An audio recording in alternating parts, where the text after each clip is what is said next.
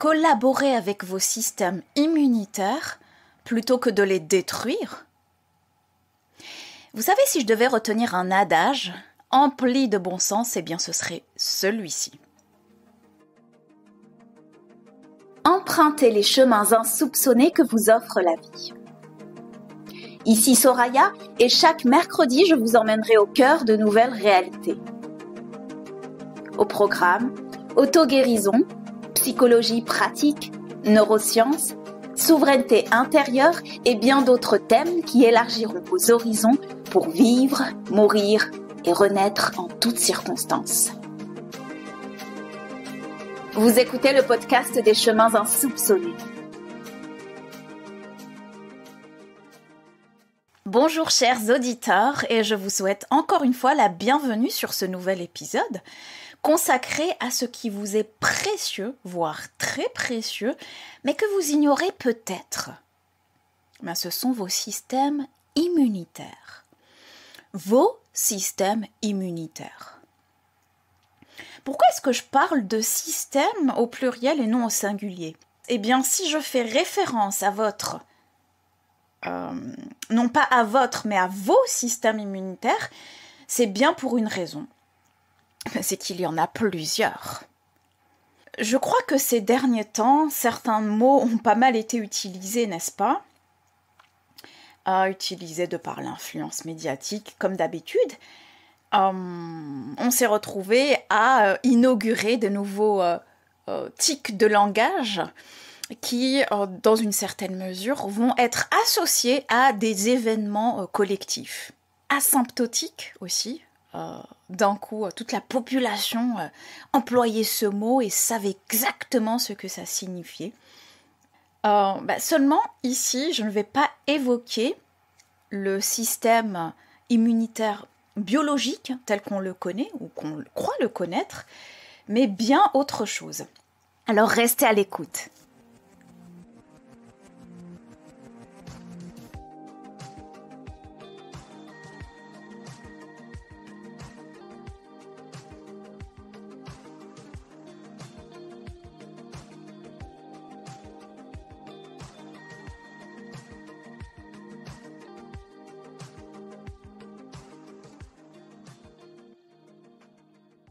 Pourquoi si peu d'intérêt pour nos chers serviteurs, fidèles et dévoués à notre intégrité biologique?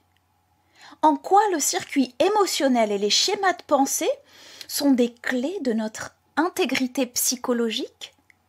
Et quelles sont les principales pistes que vous pouvez suivre pour collaborer avec vos systèmes immunitaires?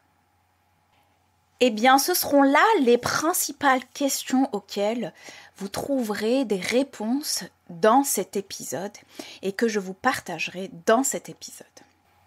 Avant tout, petit rappel sur le système immunitaire biologique ou les systèmes immunitaires biologiques.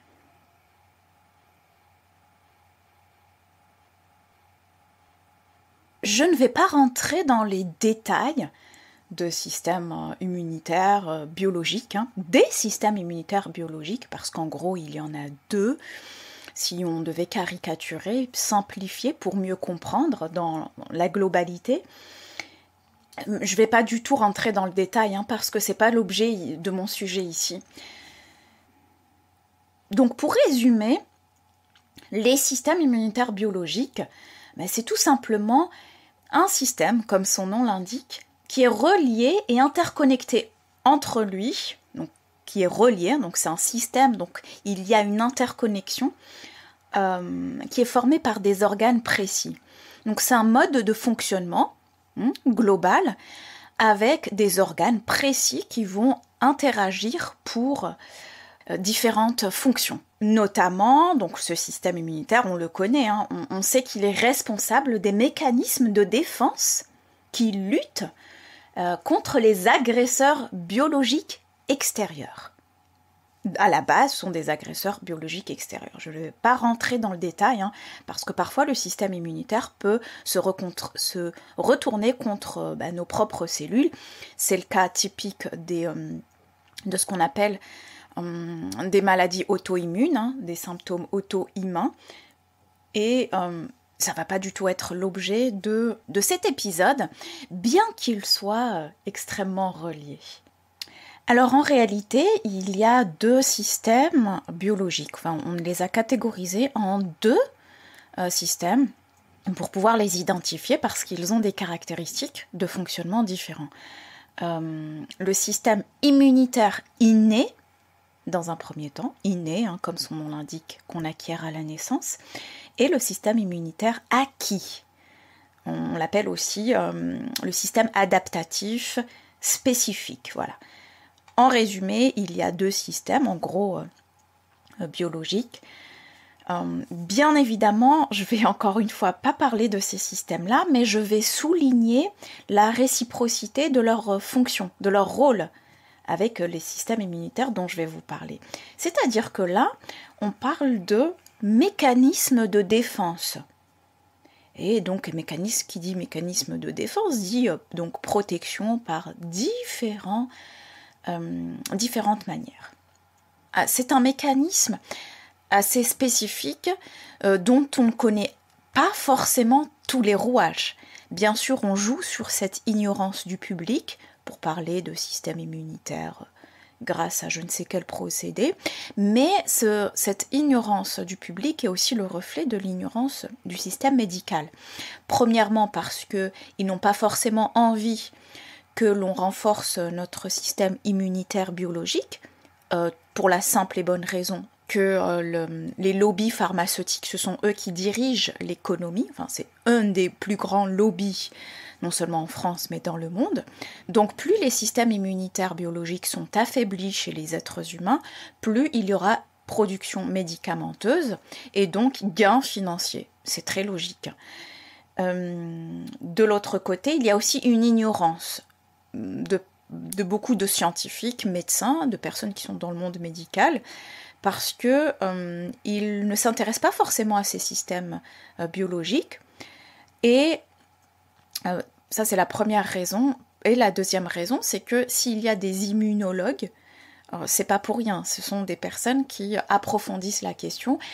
Ce sont des personnes qui donc participent à une certaine discipline dans la médecine qui n'est pas forcément entendue et dont on ne connaît pas forcément les tenants et les aboutissants.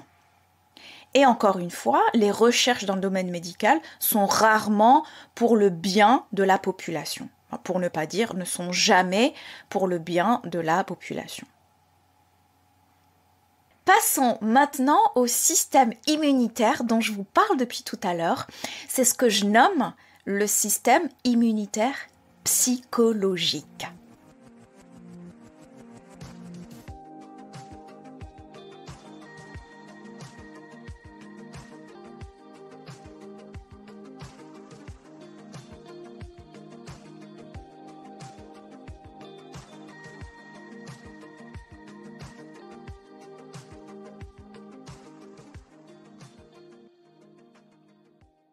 De quoi il s'agit ici, le système immunitaire? Quand je parle de système immunitaire psychologique, je pense que vous en avez une idée, mais je vais quand même approfondir et vous donner quelques clés pour pouvoir vous faire un allié plutôt qu'un ennemi qui pourrait se retourner contre vous. Alors, premièrement, avant toute chose, pour pouvoir faire d'un système un allié, la première étape, c'est de connaître son mode de fonctionnement. C'est de savoir un minimum comment fonctionne ce système-là. Nous sous-estimons par méconnaissance, et parfois même par fainéantise, le système immunitaire psychologique qui est formé de 2 circuits principaux pour encore une fois caricaturer cette plateforme terrestre. Les émotions et sentiments, je vais les placer dans le même circuit. Et le deuxième, mental. Émotions, mentales qui vont former la psychologie dans sa globalité et avec toute sa complexité. Quand je parle de plateforme terrestre, je parle des 3 éléments qui composent nos identités terrestres. Physique, émotionnelle et mentale. C'est ce sur quoi nous nous basons pour explorer, pour expérimenter cette sphère terrestre.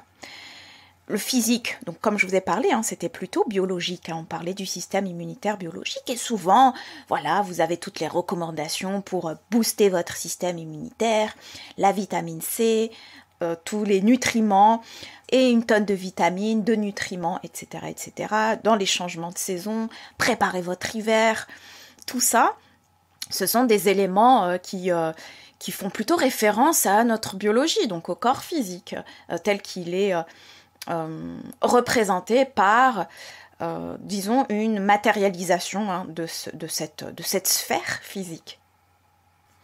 Donc, nous portons moins attention à notre système immunitaire psychologique. C'est-à-dire que les émotions et les sentiments, d'ailleurs, c'est ce qui fait que nous avons une expérience humaine que l'on partage avec les animaux, grâce à l'expérimentation des émotions et des sentiments, fait partie intégrante de nos barrières de défense. Donc si nous ne connaissons pas, si nous ne savons pas à quel point ce circuit-là a un certain impact sur la représentation de nous-mêmes dans un premier temps, et aussi et surtout un certain impact sur notre intégrité physique, les deux étant reliés. Le refoulement des émotions et l'identification totale à des émotions et des sentiments peuvent soit améliorer notre système immunitaire, soit l'affaiblir. Je vais en parler plus en profondeur tout à l'heure. Donc ça, c'est ce qu'on partage avec le règne animal, les émotions et les pensées. Et c'est la deuxième facette composante de ce système immunitaire psychologique, c'est bien évidemment le mental. On dit que certaines personnes ont dit que l'être humain est un animal pensant. On peut le comprendre d'une certaine manière. L'être humain est un animal, dans le sens où nous partageons en termes évolutifs toutes les caractéristiques animales, notamment les émotions, les sentiments, nos instincts les plus primaires, donc ça c'est ce qu'on partage, et pensant, c'est-à-dire que finalement l'être humain, ce qui fait sa caractéristique principale, c'est que c'est aussi un être pensant, contrairement aux animaux. Du moins, ce que l'on peut croire des animaux. On ne sait pas si les animaux pensent. Mais on suppose que non. On suppose que les animaux sont plus programmés de manière instinctive. Et c'est ce qui fait la caractéristique de l'être humain, c'est que c'est un être avec toutes les caractéristiques animales, et en même temps, on lui rajoute ce plus, c'est qu'il est aussi créateur grâce à ses pensées, ses idées. Donc, il crée des mondes. Il y a donc tous les schémas de pensée qui vont influer pareil à notre système immunitaire biologique. Et vous allez voir bien évidemment qu'il y a un lien entre le mental et les émotions. Il y a nos tendances innées, les conditionnements intériorisés, les paradigmes socio-culturels dans lesquels nous avons baigné et dans lesquels nous baignons, dont nous nous rendons pas forcément compte et auxquels nous nous identifions corps et âme. Il y a aussi les facteurs transgénérationnels qui vont aussi influer sur nos défenses et notre capacité à nous renforcer, nos capacités à nous protéger quelque part des influences néfastes qui peuvent nous affaiblir, non seulement psychologiquement, mais aussi biologiquement par conséquence.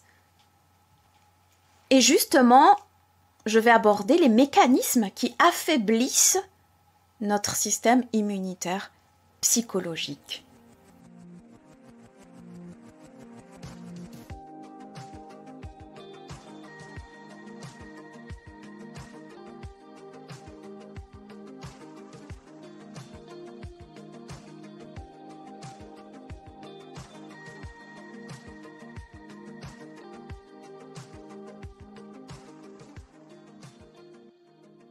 En termes individuels, D'accord? Si on prend la petite conscience individuelle que nous sommes, ou la grande conscience individuelle que nous sommes. Lorsque nous expérimentons, nous rentrons dans la vie avec toutes les perceptions que l'on peut avoir et le niveau des perceptions que l'on peut avoir et auxquelles nous pouvons nous identifier, nous expérimentons donc des émotions, des sentiments. Le fait de refouler les émotions, le fait de ne pas les exprimer, de ne pas les voir, de ne pas les écouter, de ne pas les accueillir, va quelque part générer une sorte de tension, une sorte de stress.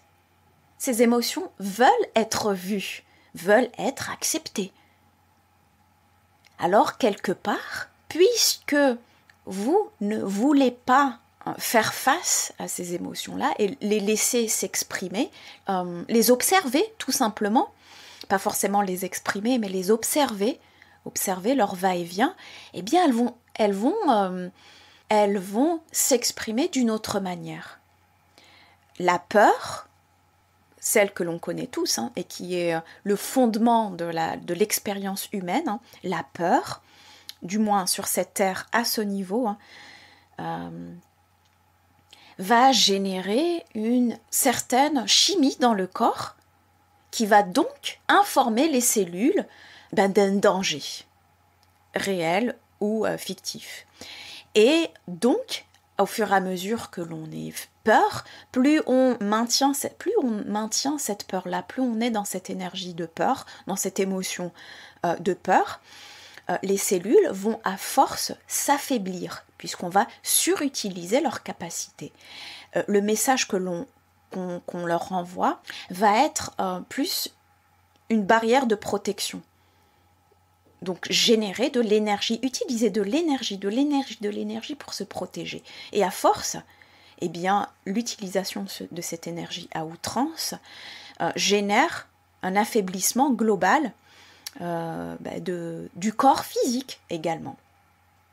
Plus on s'identifie à des émotions, que ce soit la peur, que ce soit la colère, que ce soit la tristesse, comme si ces émotions-là s'imprimaient en profondeur dans chacune de nos cellules et génèrent forcément une certaine chimie, une certaine biochimie dans le corps qui va donc nous affaiblir. C'est épuisant, c'est stressant pour nos cellules de toujours avoir ces informations-là constantes qui ne sont absolument pas naturelles chez l'être humain, du moins qui ne sont pas naturelles sur du long terme et constamment présentes. À côté de ça, justement, quand je dis qu'il est important de faire face, d'accueillir, d'observer de manière détachée, bien je pense que les mensonges ont un impact aussi sur notre système immunitaire.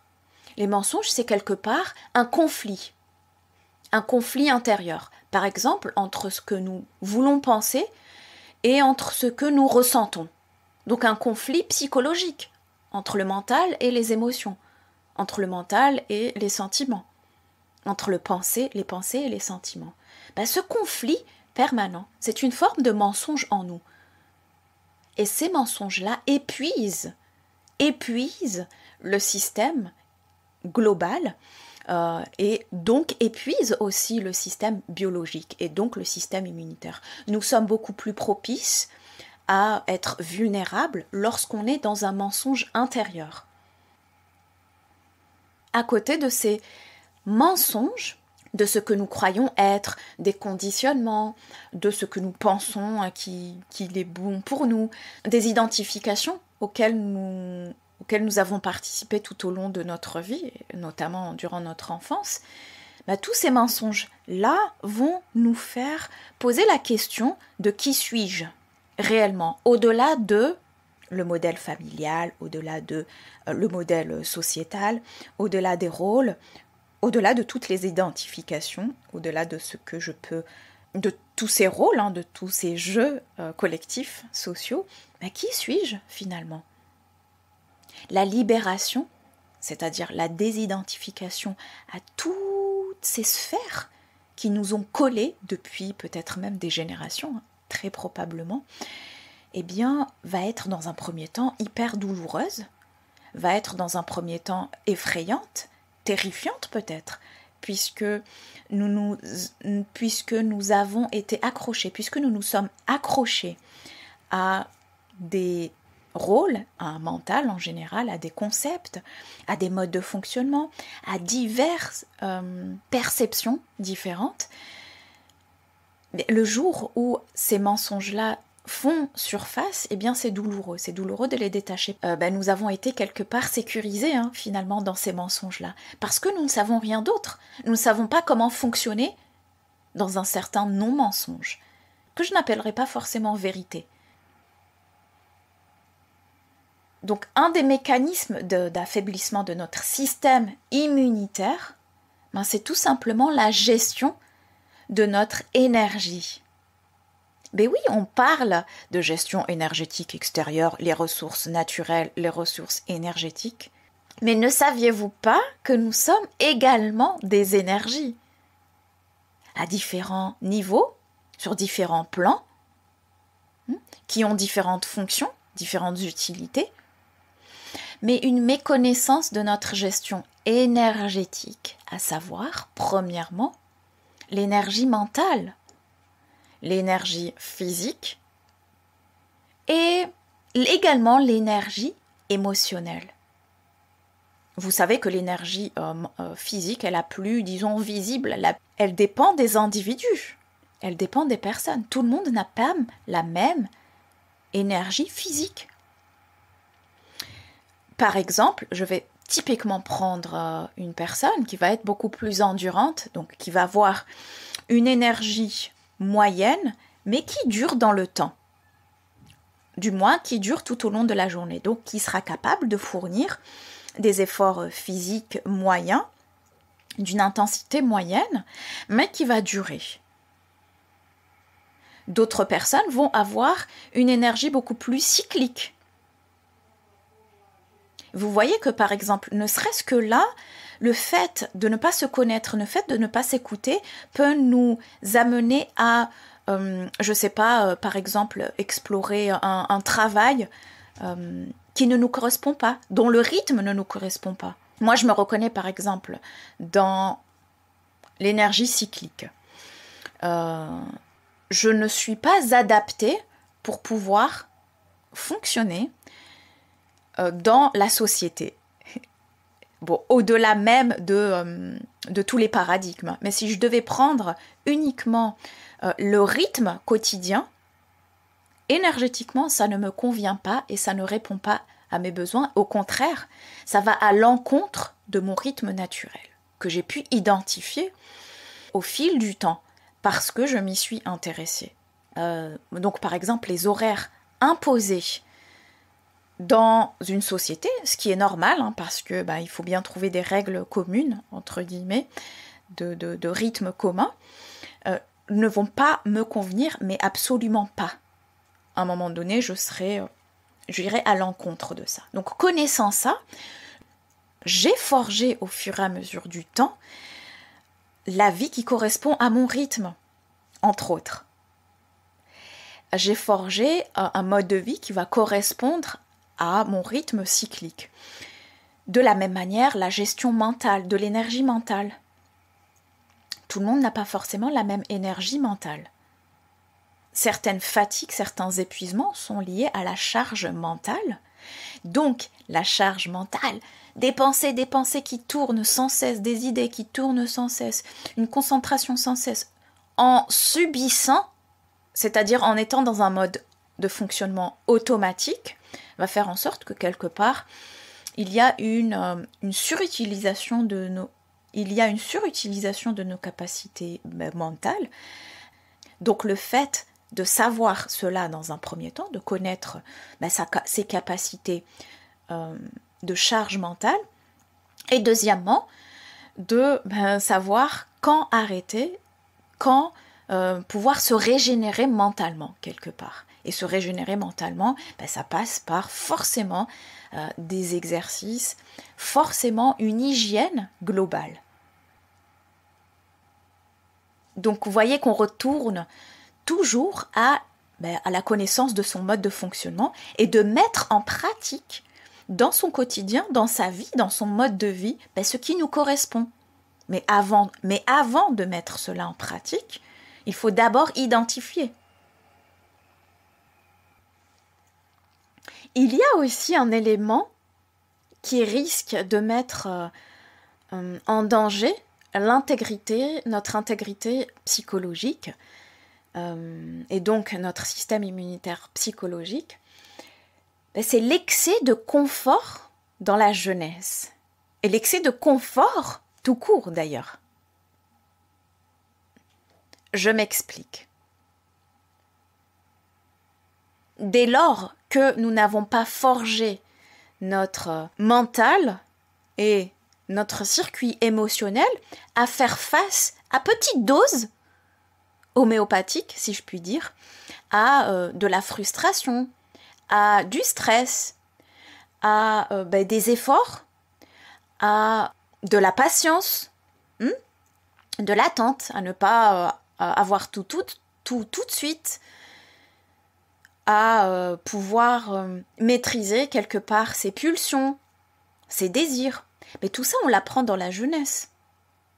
Bon, on peut l'apprendre plus tard, mais c'est beaucoup plus difficile du coup à réapprendre parce que nous aurons développé des mécanismes impulsifs qui seront beaucoup plus difficiles. Bon, bien évidemment, ce n'est pas impossible, mais qui seront beaucoup plus difficiles que si, dans notre jeunesse, nous avons été guidés de telle sorte à accepter certaines frustrations, certaines attentes, à accepter que les adultes ne répondent pas forcément, non pas aux besoins, mais à tous les désirs, va faire en sorte que, intérieurement, l'enfant va lui-même s'adapter. Bien évidemment, je parle dans un environnement bienveillant, chaleureux, affectif, et matériellement confortable, avec un minimum de confort. Maintenant, qu'est-ce qu'un minimum de confort? Telle est la question. Mais lorsqu'on apprend à gérer, en fait, c'est les petites frustrations, quelque part, on offre la possibilité à l'enfant d'apprendre que dans sa vie adulte, dans ce monde, il n'est pas possible d'avoir tout ce que l'on veut, tout ce que l'on désire instantanément. Et réciproquement, un enfant surprotégé dans un environnement trop confortable va être privé de ses apprentissages. Donc quand il sera lâché, entre guillemets, dans l'arène, eh bien il n'aura pas développé les mécanismes psychologiques de défense qui ne se retournent pas contre lui. Ou alors il va en développer, mais souvent ces mécanismes de défense vont se retourner contre lui. Petite anecdote de mon enfance. En fait, ce qui est extraordinaire, c'est de pouvoir vivre dans différentes cultures, avec des paradigmes vraiment différents. Par exemple, dans mon cas, j'ai vécu mon enfance en Algérie et je peux dire que ça a été une expérience très très enrichissante parce que bien évidemment, premièrement, c'est environ jusqu'à 7 ans, 6-7 ans, que l'on développe, en fait, que l'on absorbe toutes les informations qui nous conditionnent pour le reste, entre guillemets, de notre existence. Et ce sont même pas des apprentissages, puisque jusqu'à un certain âge, l'enfant est dans un état, entre guillemets, hypnotique, qui fait que les apprentissages sont plutôt des absorptions. Il absorbe son environnement, et donc dans son environnement, je parle des émotions, des sentiments, enfin tout ce qui est invisible, des pensées, des paradigmes, des schémas, de tous ces mécanismes-là, de manière instantanée. D'ailleurs, lorsqu'un enfant a affaire à un environnement polyglotte, par exemple, il va, à l'âge de 7 ans, pouvoir parler très facilement 3, 4, voire plus de langues, sans forcément les avoir apprises. Et c'est après que nous ne sommes plus dans un état hypnotique, du moins tel qu'on l'entend, dans un état d'absorption. Nous allons plutôt faire appel aussi au circuit mental qui se sera développé, donc avec le circuit logico-mathématique, et qui va nous demander plus d'efforts conscients d'apprentissage. Parenthèse à part, mon enfance a été assez particulière à ce niveau-là, puisque le climat socio-politique était assez tendu. C'était le début de la guerre civile, ce qu'on appelle la décennie noire en Algérie, fin des années 80 et tous les années 90. C'était pile poil mon enfance. Donc les années 80, c'était mon enfance. Et il fallait énormément patienter, il fallait faire preuve d'énormément de patience parce que rien n'arrivait tout de suite. Par exemple, il y avait souvent des pénuries de quelque chose, sans parler de l'administration, mais ça c'est toujours le cas actuel. Il y avait une sorte de patience, une sorte de gestion de la frustration qui était intrinsèquement liée à l'environnement. Donc, je sais que face à toutes les terreurs que j'ai pu expérimenter, parce que voilà, c'était un climat particulier. Mais disons que lorsque je me suis retrouvée dans un autre environnement, au fait, les petits obstacles auxquels je pouvais faire face, et avec bien d'autres personnes, nous avions créé une force mentale quelque part pour pouvoir pallier aux petits obstacles ou à ce qui était considéré comme énorme lorsque nous avons côtoyé d'autres enfants, par exemple, les adolescents. Donc pour moi, c'était des cacahuètes et c'était totalement... Enfin, les réactions étaient parfois inadaptées pour moi, parce que les situations auxquelles je ne donnais pas forcément d'importance avaient une énorme importance pour les enfants de mon âge, par exemple, quand j'étais arrivée en France, pour les ados, parce que, premièrement, nous n'avions pas vécu les mêmes choses, et donc nous n'avions pas développé les mêmes forces par rapport à un certain environnement. Sans aller dans l'extrême de mon cas, je crois que certains mécanismes sur lesquels nous appuyons trop pour les enfants, trop de confort pour les enfants et plus tard pour l'adulte, ne fait pas qu'il affronte quelque part des circonstances extérieures. Bon, quand je dis affronter, ça fait vraiment lutte, guerre. Mais ça peut être les deux en fonction des circonstances et de l'histoire de chacun.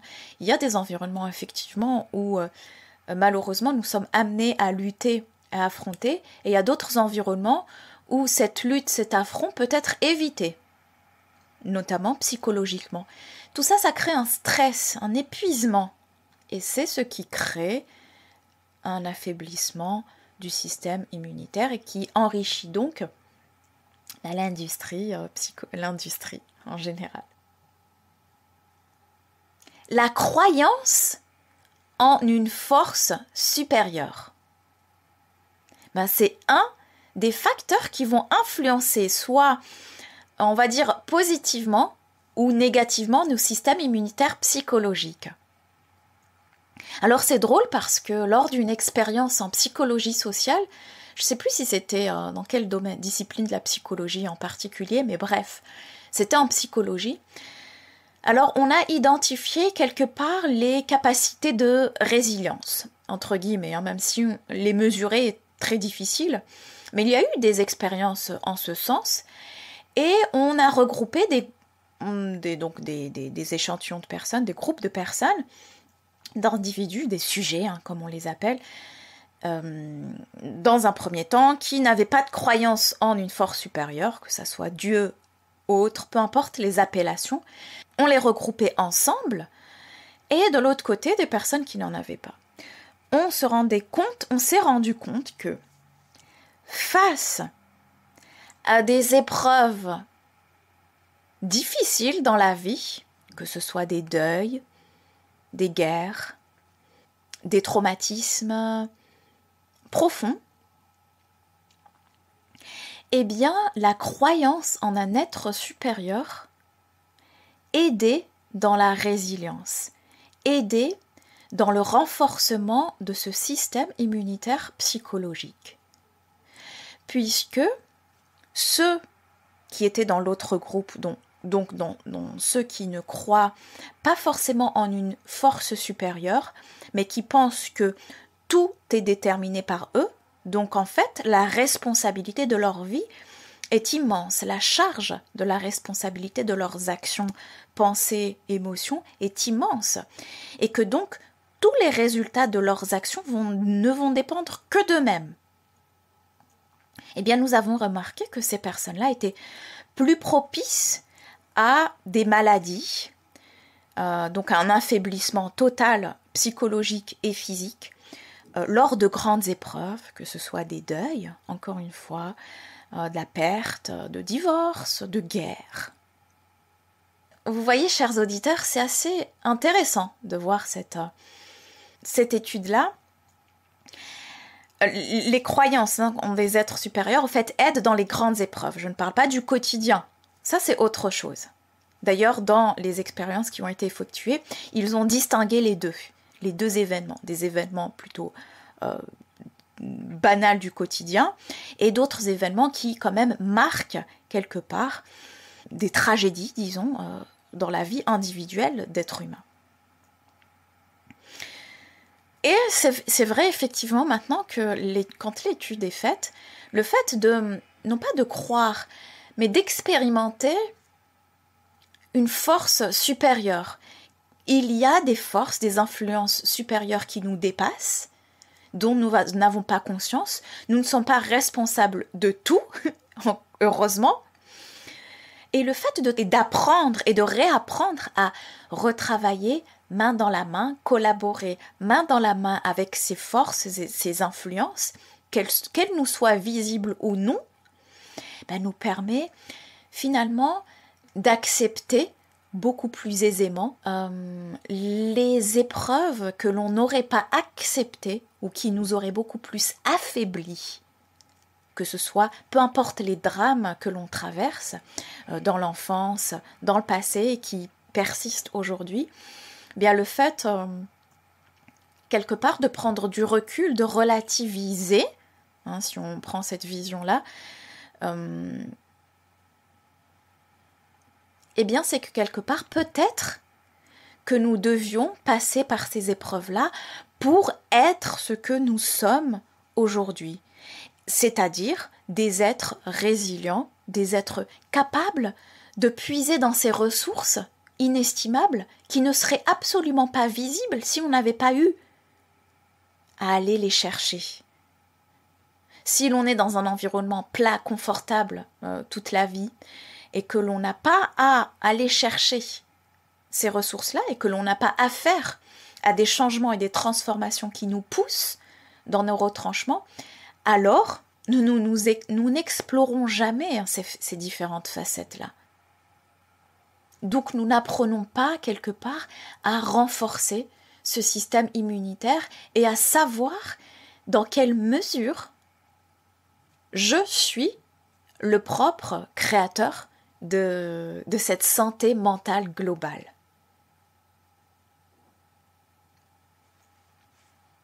Abordons maintenant la dernière partie qui est consacrée aux mécanismes de défense, aux mécanismes qui affaiblissent notre système immunitaire psychologique, mais au niveau collectif cette fois-ci. Au niveau collectif, alors nous sommes certes des consciences individuelles, mais nous baignons dans un océan de conscience collective. Ce qu'on appelle souvent l'inconscient collectif. Donc nous sommes forcément influencés, consciemment et bien évidemment inconsciemment comme son nom l'indique. Lorsque nous sommes conscients de ces influences, c'est déjà un très bon signe de libération justement de ces influences-là. Parce que malheureusement, elles sont très souvent néfastes à notre bien-être, notre santé, notre intégrité et notre expérience sur Terre. Les peurs sont le socle des manipulations de masse. Dès lors qu'il y a des événements qui vont générer de la peur, ça marche très bien, c'est ce qu'on utilise. La peur. C'est principalement l'expérience humaine dans cette sphère-là, à cette époque, qui va projeter quelque part des peurs. Et quand je parle de peur, je ne parle pas de peur par rapport à l'atteinte de notre intégrité physique. Malheureusement, c'est toujours le cas dans certains endroits dans le monde, mais si je m'adresse à vous, c'est que peut-être, je pense, que vous n'êtes pas dans un climat de terreur sociale, vous n'êtes pas dans un pays en guerre où si vous ressortez de chez vous, vous risquez de mourir ou de vous faire attaquer, ou qu'une bombe explose et détruise votre maison, votre famille, etc. Je parle des peurs créées, voilà, qui touchent nos plus profonds besoins. Donc, à niveau collectif, on utilise bien souvent ces peurs-là. Bon, aujourd'hui, elles sont beaucoup plus sophistiquées en fonction des endroits dans lesquels on se trouve, parce que derrière, il y a tout un argumentaire. Mais derrière l'argumentaire, il y a toujours ces peurs-là qui font partie des structures. On a mis en place des structures, des institutions qui sont déshumanisantes aujourd'hui. En général, pour ne pas dire toujours, les structures dans lesquelles la plupart des êtres humains vivent ne sont pas des structures saines. Elles forment partie d'un tout, et ce tout-là est lié à déshumanisation par l'artificialisation et notamment la recherche de rendement économique. Donc cette recherche de rendement économique va être le socle d'une mise en place, d'une artificialisation, d'une technologisation, je ne sais pas si ça se dit, en tout cas d'une utilisation de la technologie de plus en plus grande dans tous les domaines, dans tous les secteurs, et qui donc vont diminuer les interactions, vont diminuer les interactions humaines, et elles vont les automatiser, elles vont faire en sorte que l'humain n'est rien d'autre qu'une ressource. D'ailleurs, on appelle bien ressources humaines, à exploiter, à extraire, pour pouvoir être le plus productif possible. Bon, ça c'est dans l'environnement économique. Maintenant, dans la globalité de la manipulation de masse, la peur est très très très intéressante. Si vous avez peur, vous êtes dans une sorte de détresse psychologique. Je caricature, mais pour ceux qui se sont penchés un peu plus en profondeur sur les dessous de ce que nous observons, de ce monde-là, eh bien, si on se penche sur la manipulation à travers la peur est vendue pour donc manipuler, pour orienter les comportements dans une certaine direction. En général, cette peur s'accompagne d'un affaiblissement de notre système immunitaire psychologique. Nous n'avons pas appris à nous connaître parce que tout le système a été organisé de telle sorte à ce que nous n'apprenons pas à nous connaître tout simplement et que nous soyons des esclaves, entre guillemets, qui obéissent à l'intérêt du système. Donc, on utilise des personnes, on utilise des dons, des talents pour le fonctionnement du système, puis après on les rejette et on les jette. Tout cela, encore une fois, nous affaiblit et nous avons de moins en moins la capacité à nous relever de situations dans lesquelles nous avons sombré. Et tout ça profite bien évidemment à différents lobbies, notamment pharmaceutiques. Encore une fois, je l'ai signalé tout à l'heure, n'est-ce pas ? Imaginez, chers auditeurs, si nous vivions dans un monde dans lequel, dès l'enfance, on nous apprend les fondements, premièrement, du fonctionnement de notre biologie, de ce corps. Et à côté de ça, on nous apprend comment fonctionne ce circuit émotionnel, ce circuit, ces schémas mentaux comment les utiliser à bon escient, qu'ils nous soient bénéfiques, pouvoir la diriger selon nos élans. Imaginez si nous avions appris cela dès l'enfance. Vous pensez vraiment qu'il existerait autant de maladies? Les pollutions en tout genre, produits toxiques, sucre, alcool, épandage, donc ce qu'on appelle les chemtrails, les médicaments, les métaux lourds, aluminium, mercure, etc., l'électromagnétisme, tout ça ce sont des polluants qui abaissent notre système immunitaire, qui nous fragilisent et qui fait en sorte que nous soyons plus dociles. Donc il faut avoir une certaine conscience, force, courage, conscience, et puis aussi une propension à la liberté et la vérité, ce qui n'est pas forcément donné à tout le monde. À une certaine époque, je pensais que c'était l'idéal de toute l'humanité. Et je me suis rendu compte au fur et à mesure que, eh bien non, ce n'est pas du tout l'idéal de toute l'humanité. Cet idéal de liberté, d'autonomie, de paix, ce n'est absolument pas l'idéal de toute l'humanité. Par contre, si c'est un chemin que vous empruntez, eh bien, vous allez vous rendre compte, ou vous êtes déjà rendu compte, je l'espère, eh bien que tous ces conditionnements collectifs, tous ces mécanismes collectifs ont été mis en place pour affaiblir notre système immunitaire, psychologique et physique. Donc si nous sommes affaiblis, nous sommes plus capables d'être dociles. Nous sommes plus dociles à accepter la domination, la manipulation et l'abdication. Selon moi, il n'y a pas besoin d'expliquer selon des paramètres géopolitiques ou autres. C'est très simple. Tout a été mis en place pour justement cela. Parce que des êtres, c'est bien connu, on soumet plus des personnes dont le système immunitaire est affaibli. Vous, par exemple, qui avez été malade, lorsqu'on a un rhume, une angine, un petit virus, une petite maladie comme ça de quelques jours, parce qu'on a été peut-être faible, on a eu une période de stress, d'un affaiblissement justement de notre système immunitaire. En général, ça dure quelques jours. Et bien, durant ces quelques jours, on est totalement vulnérable.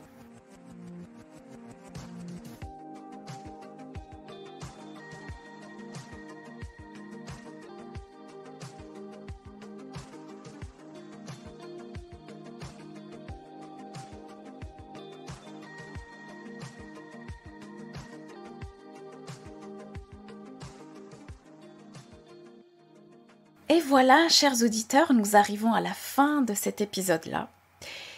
Et comme je le souligne, le fil conducteur de mon message, du message essentiel, ici, une des clés des systèmes, du renforcement de ces systèmes immunitaires psychologiques, c'est encore une fois de réapprendre à se connaître. Et surtout, mettre en pratique les éléments qui vous permettent de reprendre cette existence entre vos mains et vivre en harmonie avec tous les éléments qui nous entourent. Je vous souhaite donc à tous de faire de vos systèmes immunitaires vos plus précieux alliés. À la semaine prochaine pour un nouvel épisode. D'ici là, prenez bien soin de vous.